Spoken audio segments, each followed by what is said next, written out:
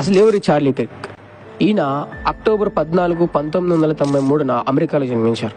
ఈయన turning point of USA వ్యవస్థాపకుడు. Donald Trump president అవ్వడానికి ముఖ్య పాత్ర పోషించాడు ఈయన.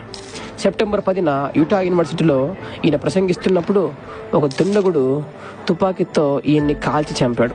అమెరికాలో జరుగుతున్న ఎన్నో దారుణమైన పనులు, అబార్షన్స్, ట్రాన్స్జెండర్, ఎల్జీబీటీక్యూ, హోమోసెక్షువాలిటీ, అలాగే సాతాను ఆరాధనలకు వ్యతిరేకంగా నిలబడి సత్యం వైపునకు చెడిపోతున్న యువతను, సమాజాన్ని నడిపిస్తూ సమాజ శ్రేయస్సు కోసం తన ప్రయాణాన్ని సాగించాడు.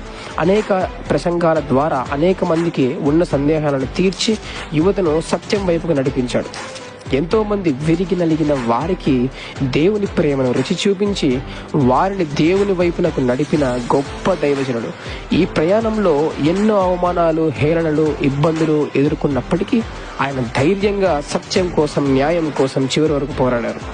ఆయన జీవితం చెప్పే సందేశం ఏమిటంటే, మిత్రులారా, సత్యం కోసం, న్యాయం కోసం, దేవుని కోసం, సమాజం మార్పు కోసం మనం కూడా ధైర్యంగా నిలబడి సమాజాన్ని మంచి దారిలో నడిపించాలన్నదే. మరి నడిపిద్దామా? We miss you Charlie.